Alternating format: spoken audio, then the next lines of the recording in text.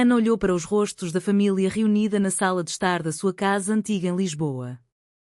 O silêncio era opressivo, apenas interrompido pelo tic-tac do relógio antigo. Com o coração acelerado, ela respirou fundo e disse as palavras que mudariam tudo: eu sou lésbica. O pai, um homem conservador de 60 anos, levantou-se de repente, o rosto vermelho de raiva. O que é isso? É uma vergonha para esta família. Como podes dizer uma coisa dessas? A mãe cobriu a boca com as mãos, chorando baixinho. Mas foi Sofia, a irmã mais velha, quem a feriu mais profundamente.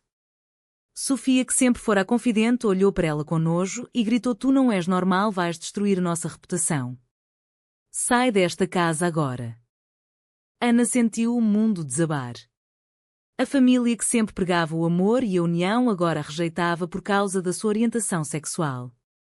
A sociedade portuguesa, embora progressista em algumas áreas, ainda tinha bolsões de preconceito, especialmente em famílias tradicionais como a deles, enraizadas na catolicidade e nos valores antigos do bairro de Alfama, onde todos conheciam e julgavam. Ana recordou as conversas sussurradas na igreja, as olhadelas dos vizinhos quando ela e Sofia brincavam juntas na infância. Sofia sempre fora a protegida do pai, a que seguia as regras, enquanto Ana questionava tudo. Naquela noite, Ana arrumou uma mala pequena com o essencial e saiu de casa sob a chuva fina de outono. Não sabia para onde ir, mas não podia ficar. Amigos próximos a acolheram por alguns dias, mas o peso da rejeição era insuportável.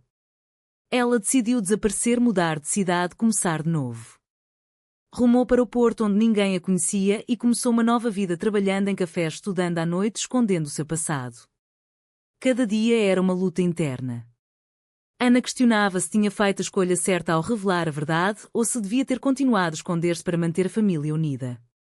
O preço era a alta solidão, o medo constante de ser descoberta, novamente o sentimento de traição pela irmã que prometera apoio mas escolhera o lado da família. Os meses transformaram-se em anos. Ana construiu uma carreira em marketing digital, primeiro como freelancer, depois numa pequena agência no Porto. Encontrou uma parceira chamada Inês, uma professora de arte que a ajudou a aceitar a sua identidade sem vergonha. Juntas exploraram a cidade, passeando pelas margens do Douro, discutindo livros e sonhos. Mas Ana nunca esqueceu Lisboa nem a dor. Cartas não enviadas, acumulava-se na gaveta cartas para Sofia explicando o seu sofrimento, pedindo compreensão, mas nunca enviadas por medo de nova rejeição. Enquanto isso, em Lisboa, Sofia casou com um homem de família tradicional, teve uma filha chamada Clara. A vida parecia perfeita à superfície, mas Sofia carregava um peso secreto. O pai morrera de ataque cardíaco pouco depois da partida de Ana, a mãe sofria de depressão e Sofia tomara decisões financeiras erradas, investindo em negócios falhados que ameaçavam perder a casa familiar. Sofia pensava frequentemente em Ana, perguntando-se onde estaria a irmã, se estaria bem. Mas o orgulho e o medo do julgamento social impediam-na de procurar. A pressão da comunidade, vizinhos da igreja e até da própria mãe, que repetia que Ana trouxera desonra à família, faziam Sofia sentir-se presa. Um dia uma carta anónima chegou revelando que Ana estava viva no Porto. Sofia hesitou, mas o desespero pela situação financeira crescente fê-la decidir contactar a irmã. O que Sofia não sabia era que o seu pedido de ajuda viria carregado de confrontos passados e escolhas morais difíceis. Ana, ao receber a mensagem, sentiu um misto de raiva e compaixão. Voltar significava enfrentar tudo novamente: preconceito familiar, a traição da irmã e o preço emocional de perdoar ou não. Ana decidiu regressar, mas não por amor cego. Ela tinha construído uma vida independente e agora via uma oportunidade de confrontar o passado. A viagem de comboio do Porto a Lisboa foi tensa, cheia de memórias. Ao chegar à porta da casa familiar, Sofia esperava com Clara ao lado, os olhos cheios de lágrimas. A irmã mais velha abraçou hesitantemente, mas Ana manteve a distância. O que queres de mim? Sofia perguntou a Ana com voz firme. Preciso da tua ajuda para salvar a casa e a família, respondeu Sofia, a voz quebrada. Mas Ana sabia que salvar a irmã significava enfrentar não só problemas financeiros, mas também os conflitos internos que ambas carregavam há anos. A tensão aumentava enquanto Ana ponderava se ajudar significava trair a si mesma ou se era o caminho para a verdadeira liberdade emocional. A reunião familiar inicial foi carregada de silêncio desconfortável. A mãe, agora mais frágil, abraçou Ana com lágrimas nos olhos, mas evitou falar diretamente sobre o passado. Sofia explicou-lhe a situação em detalhe, os investimentos falhados, a hipoteca em risco e a saúde da mãe que piorava com stress. Ana ouviu tudo, analisando não só os números, mas também as expressões no rosto da irmã. Sofia mudara fisicamente, mais magra, olheiras profundas, mas o olhar ainda carregava o mesmo julgamento de anos atrás. Ana questionava se Sofia realmente se arrependia ou se via nela apenas uma solução prática. Durante os primeiros dias, Ana instalou-se num hotel próximo, evitando ficar na casa para manter controle emocional. Ela contactou antigos colegas no Porto e Lisboa para angariar fundos e consultores financeiros. O seu sucesso profissional permitiu-lhe propor um plano de reestruturação, mas com condições. Quero que reconheças o que fizeste, disse Ana numa conversa privada com Sofia. Não foi só o pai e a mãe. Tu foste a primeira a virar as costas quando eu confiei em ti. Sofia baixou o olhar, recordando a noite da revelação, como ela própria contara aos pais antes de Ana poder explicar com calma, traindo a confiança da irmã mais nova. A pressão social intensificou-se quando vizinhos começaram a comentar o regresso de Ana. Comentários sussurrados na rua sobre a filha pródiga que trouxera vergonha ecoavam antigas feridas. Ana sentia a claustrofobia do bairro de Alfama, onde todos sabiam da sua história. Inês telefonava diariamente oferecendo apoio emocional, mas Ana hesitava em partilhar detalhes com medo de misturar as duas vidas. A escolha moral surgia clara: ajudar a família significava potencialmente regressar ao armário emocional ou manter a distância e deixar Sofia enfrentar as consequências das suas próprias decisões. Clara, a sobrinha de 8 anos, aproximou-se de Ana com curiosidade inocente, perguntando por que a tia desaparecera.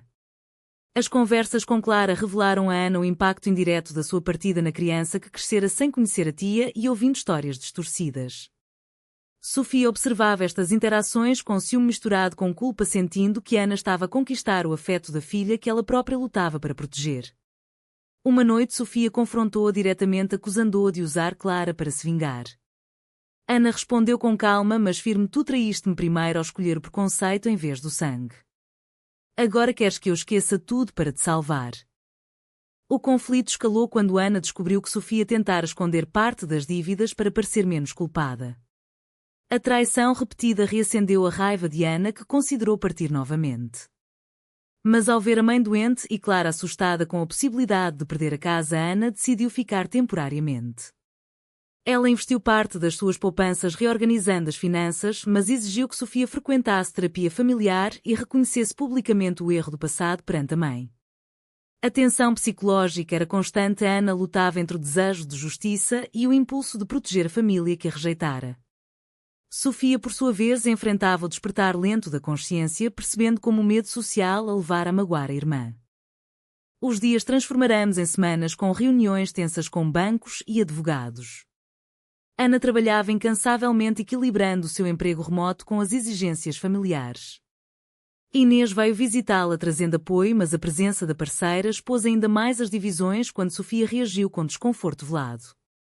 Ana defendeu a sua relação com firmeza, forçando Sofia a confrontar os seus próprios preconceitos remanescentes. O preço para Ana era a exaustão emocional, questionando se o salvamento valia o custo da sua paz interior conquistada com tanto esforço. A crise financeira atingiu o pico quando o banco ameaçou executar a hipoteca.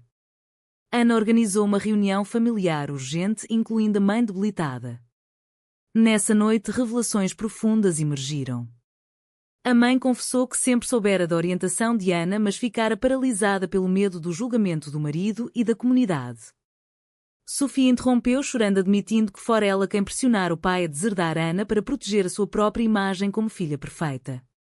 A traição completa veio à tona. Sofia revelara detalhes íntimos que Ana confiara apenas a ela, ampliando a dor. Ana sentiu-se traída novamente, mas desta vez com clareza maior sobre os mecanismos do preconceito familiar enraizado em gerações de valores católicos e pressão social em Portugal, onde a aceitação LGBT progredira legalmente, mas ainda enfrentava resistência cultural em bairros tradicionais. Ela ponderou as escolhas difíceis: perdoar completamente arriscando nova vulnerabilidade ou impor limites rígidos, salvando apenas o essencial. Decidiu ajudar financeiramente, mas exigiu que Sofia escrevesse uma carta de desculpas pública para o círculo familiar próximo, incluindo Clara, que merecia conhecer a verdade. Enquanto Ana gerenciava os aspectos legais, Inês apoiava remotamente, mas a distância começava a pesar na relação. Ana questionava se o regresso estava a custar-lhe o futuro que construíra. Sofia, por outro lado, iniciara a terapia individual, confrontando seu papel na desintegração familiar. As sessões revelavam como o ciúme da independência de Ana e o medo de ser vista como falha levaram à traição. Uma sessão conjunta com Ana foi marcada cheia de tensão, mas necessária para o despertar mútuo. Clara tornou-se catalisadora ao questionar abertamente porque a família se separara. As suas perguntas inocentes forçaram Sofia a explicar de forma adequada a orientação sexual de Ana, combatendo os próprios preconceitos aprendidos. Ana observava o progresso da sobrinha com esperança, mas mantinha a guarda alta. O confronto decisivo ocorreu quando um vizinho confrontou Ana na rua, acusando-a de trazer problemas novamente. Sofia interveio defendendo a irmã pela primeira vez em anos, mas o gesto veio tarde demais para apagar anos de dor. Ana refinou o plano de salvação, vendendo alguns bens pessoais e negociando com credores. O sucesso aproximava-se, mas o custo emocional subia. Ela sonhava frequentemente com a infância feliz com Sofia antes do preconceito as dividir. O despertar de Sofia era visível, mas Ana duvidava da sua profundidade, questionando se a mudança era genuína ou motivada apenas pela necessidade. A pressão familiar aumentava, com a mãe suplicando reconciliação total, enquanto Ana lutava com o dilema moral de priorizar a sua saúde mental ou o dever familiar. Com os documentos assinados e a hipoteca renegociada, Ana via o alívio nos olhos da família. No entanto, a verdadeira batalha era interna. Sofia propôs uma cerimónia familiar simples para marcar o recomeço, mas Ana recusou inicialmente, vendo nela mais uma performance social. Eventualmente aceitou sob condição de honestidade total. Na reunião, Sofia leu a carta de desculpas, reconhecendo o erro de trair a confiança de Ana e de escolher o preconceito social em vez do amor fraterno. As lágrimas foram reais, mas Ana manteve a compostura, ponderando se o perdão era merecido ou se era apenas pragmatismo. A mãe melhorou ligeiramente com a redução do stress, mas a saúde frágil lembrava a todos o preço do tempo perdido. Clara florescia com a presença da tia, fazendo perguntas sobre a vida no Porto e a relação com Inês. Ana respondeu com honestidade adaptada à idade da sobrinha, plantando sementes de aceitação futura. Sofia observava com mistura de orgulho e inveja, percebendo como Ana se tornara um modelo de resiliência que ela própria nunca fora. Inês chegou pessoalmente para apoiar Ana durante a fase final. A presença dela gerou tensão quando Sofia tentou uma conversa conciliatória, mas com vestígios de desconforto. Ana defendeu o seu relacionamento com paixão, forçando Sofia a confrontar os resquícios do seu preconceito. A discussão escalou para um confronto emocional, onde Sofia admitiu o medo constante de ser julgada como irmã de uma lésbica. Ana respondeu destacando como esse medo destruíra não só a sua vida, mas também a capacidade de Sofia amar plenamente. O despertar mútuo avançou quando ambas visitaram o túmulo do pai. Lá, Sofia confessou que o pai influenciara profundamente as suas ações, mas que ela escolhera seguir cegamente em vez de proteger a irmã. Ana compartilhou a sua jornada de autoaceitação e o custo da solidão. O momento foi catártico, mas não resolveu tudo. Ana impôs limites claros, não viveria em Lisboa permanentemente e manteria sua vida independente. A família enfrentou uma última prova quando um parente distante questionou publicamente o regresso de Ana. Sofia defendeu a irmã com veemência pela primeira vez verdadeiramente, colocando a lealdade familiar acima da opinião externa. Este ato marcou o progresso, mas Ana sabia que a cura era gradual e frágil. Ela ponderava o preço pago por todos, a perda de tempo, a confiança quebrada e as escolhas controversas de perdoar parcialmente em vez de esquecer completamente. A casa foi salva, os débitos liquidados e a família encontrou uma nova normalidade frágil.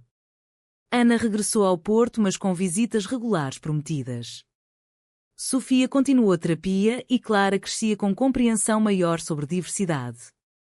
A mãe falava abertamente sobre o arrependimento coletivo. No entanto, Ana carregava cicatrizes profundas, questionando se o salvamento valera o custo emocional e se a reconciliação era autêntica ou conveniente. Numa última conversa antes da partida, Sofia pediu perdão total e Ana respondeu com honestidade: eu perdoo o que posso, mas a confiança reconstrói-se lentamente. O preço que pagaste foi a culpa que carregas agora e o meu foi anos de exílio emocional. Ambas reconheceram que as escolhas controversas de anos atrás moldaram quem eram hoje Sofia mais humilde e Ana mais forte. A história encerra com Ana a caminho do Porto refletindo sobre o ciclo de dor e redenção. A família em Lisboa enfrentava um futuro incerto mas unido pela crise superada. O despertar coletivo deixava lições sobre preconceito familiar, pressão social e o custo das traições internas. É verdade que o perdão familiar deve ser completo mesmo após uma traição profunda motivada por preconceito social, ou é justificável manter limites para proteger a saúde mental individual?